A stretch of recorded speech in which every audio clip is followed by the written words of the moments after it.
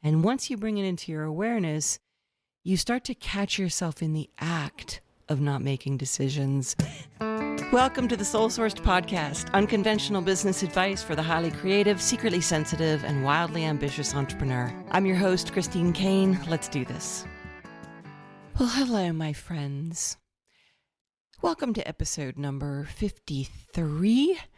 And we're going to have a conversation about decisions. In particular, we're going to talk about unmade decisions.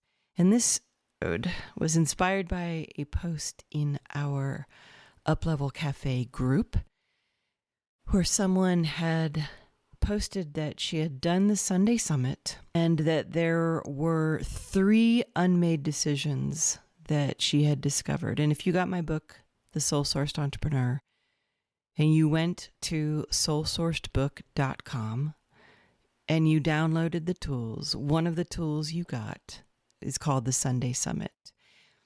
And there is a section in the Sunday Summit that walks through, it doesn't walk through, it just has you list and really mine for any decisions that you're putting off, you're avoiding, they're not made. And the reason we do this is because any kinds of decisions that we avoid or that we just sort of say, yeah, I'll get to that soon, or okay, maybe, what they end up doing is eating up our very precious brain energy, our focus, our creativity, because they're in the back chewing up all kinds of good mojo that we need for other things. And I loved that the person posted this in Up-Level Cafe because it meant A, she was doing the Sunday Summit, and B, she was seeing the results. And what I always tell my clients and students is that when you start doing the Sunday Summit, it's not that the first one is going to be your big aha awakening. And it's not even that the second one will be a big insight bringer. Oftentimes it's the third one. It's the third time you do it that you start to create a relationship with yourself and the deep place that the Sunday Summit brings you to. And so what I want to do today is hearken back. And there I go. I use that word hearken again. I don't know why. It's you turn on the microphone and I start going back to, old England and some past life or something. But I'm going to go to my book and I'm going to refer to a chapter called This Is Your Brain on Decisions. And it's chapter 21. And I'm going to read a little bit from that and make some commentary on that so that you can start to see what this person in Up-Level Cafe saw. And that is the toxicity that happens when we don't make decisions. And what starts to occur to you as you do a practice like the Sunday Summit, and it doesn't have to be the Sunday Summit, it's some kind of regular self-coaching practice that you commit to so that you start to gauge what's happening in this brain. How do I prioritize? How do I assess what just happened? What's going on in myself as a business owner? And it begins to show you a lot of where your clarity is going and also the power of your clarity and what is non-negotiable for you. And what this student discovered was that unmade decisions are no longer going to be a thing. They're not going to be something that she tolerates anymore. So this is your brain on decisions, and I'm going to read to you now from my book. Exhausted and everything sucks. Sharice's greeting as she picked up the phone for our coaching call. She was weeks away from hosting a 2-day event, and she and her assistant Alex were steeped in last-minute details. I laughed. Sucking wasn't Sharice's usual stance, so I asked her to elaborate. Well, maybe this will give you an idea, she said, as I heard a rhythmic thwacking sound on the other end of the line. Hear that? It's an empty Pringles can. Empty. And not the cute little cans you get at the checkout. This was a tall one. We're talking the jumbo family picnic size. I ate the whole thing, and you know what else? I haven't even looked at my slides. I haven't written emails I need to write. I tried straightening up my desk, filing papers. Not going to happen. So it was hello Pringles. And I've been ignoring Alex and all her emails since Monday. It hits this state A business coach might review the list of to-dos and help her get back on course. But this wasn't a place I'd seen Charisse go before, so I decided to press pause and go a little deeper. How about this, Charisse? Tell me about the event plans and where things are right now, and I promise not to confiscate your Pringles. Nothing left to confiscate, Charisse laughed, but okay. She then launched into a sentence that lasted for about 4 minutes and had little, if any, punctuation. You know how events are, right? You have like 150 people all wanting different things and writing in with questions, and in the meantime, you're trying to figure out stuff like name tags and coffee breaks. And Alex keeps pinging me with new questions and new decisions like lunch. Lunch! They have this buffet at the hotel, and I'm supposed to decide if I'm paying for lunch on the second day or if they buy their own lunch.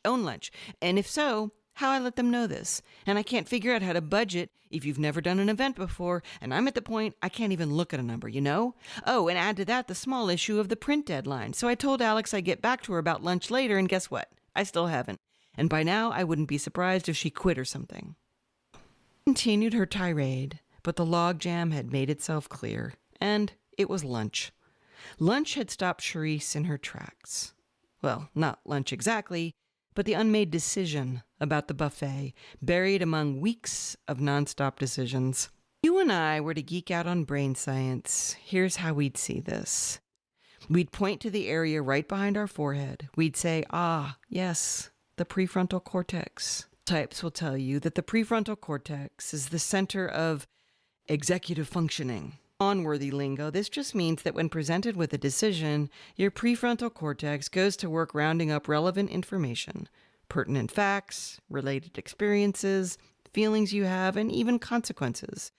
After that, its job is to examine the data from various points of view. It plays out different scenarios and weighs options. All of this takes energy, lots of it. It's why you feel physically exhausted after a morning of tackling issues at your desk, though you never once got up from your chair. It's called decision fatigue. It also explains why, when you let a decision go unmade, it's like propping a metaphoric car on cinder blocks, tossing a brick on the gas pedal, and letting the engine just run and run. It leaves you feeling incapable and pooped. The prefrontal cortex just keeps spinning in the background, but no destination is reached. Worse, the prefrontal cortex doesn't stop working until a decision is made. So when a decision's left tooling around in your head, your brain is still motoring away, demanding fuel. Sometimes you do need to delay a choice and let the engine idle for a bit. Sleeping on it might be worth it, like when you're dealing with deciding on changing program content or making a new hire.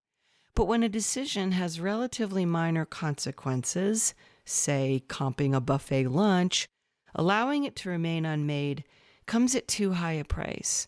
Better to make it as quickly as possible, get it out of your prefrontal cortex, and save your energy for more significant tasks, like building the slides for your presentation. Oh, and one more thing.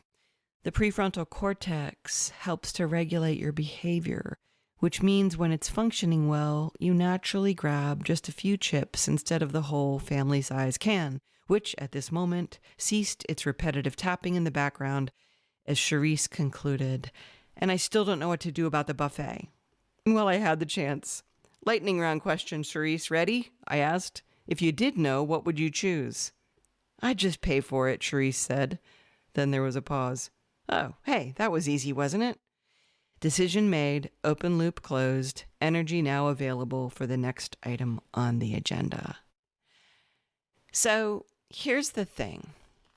One of the reasons I am opening up 3 Sundays in August coming up like today, as this podcast airs, even you're listening to it and we've already done it, the first one, is because the practice, like Charisse, where she was at, and for those of you who know the Enneagram, Charisse is a 7, very, very mental, very, very overthinky, very much brain activity happening. When you are in that mode and you're used to that habit or that pattern, sometimes the only thing that creates a pattern interrupt for you is to have a habit or some kind of system or some kind of practice where you sit down and you think productively, not like just wheel spinning thinking, but really deep, productive. Take a look, take a deep breath, and see what's going on here.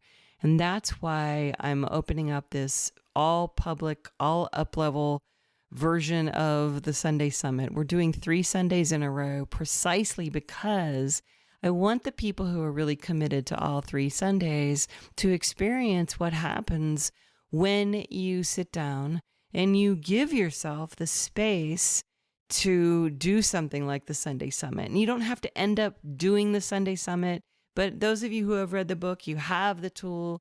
If you've gone to soulsourcebook.com, you've got it in front of you. Those of you who are in Up Level Cafe, you have an online version of the tool and a vault where you can store it.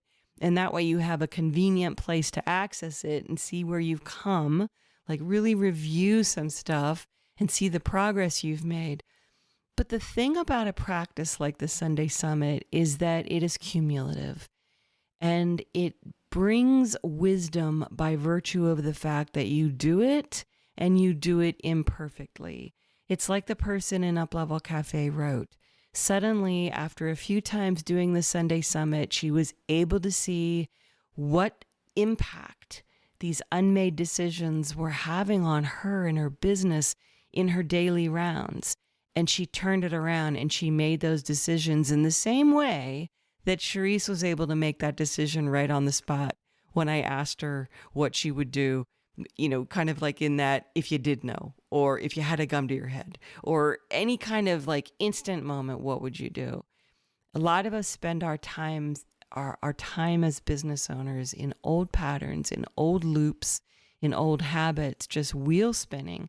And so what I'm doing with the Sunday Summit, August Sunday Summits, is I'm creating a pattern interrupt, and I'm letting you have the direct experience of being with yourself, being with your business, being with this tool, and having me there as your coach to guide you along, and then be able to, if you choose to stay for it, get into breakout sessions and do what I call using your vocal cords to get stuff out of your system and into the catcher's mitt of people who are listening to you.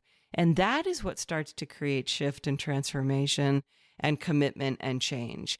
And I'm seeing it now in Up Level Cafe. So many people are saying it's these little things. It's these ways that they're getting this support and they're doing this work and they're more motivated and they're less likely to get in their own way. And I want everyone to be able to experience that regardless of whether you are in Up Level Cafe or not, or in M Club or not.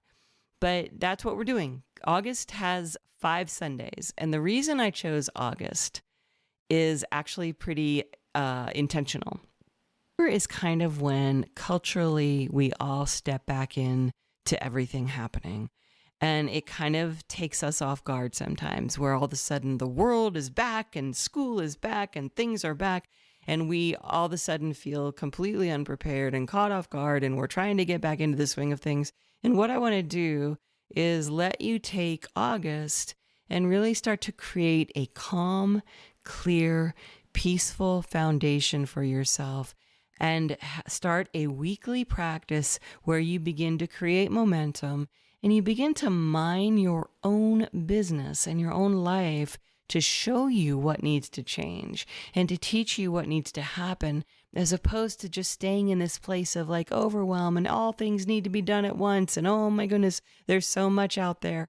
And that's why we're doing this. So I wanted to give you that chance to use these first 3 Sundays to build that momentum, to prepare yourself to create that foundation for you. And that's what we're doing. It's starting, like I said, today. So you may have missed it, but you can still sign up for the second 2.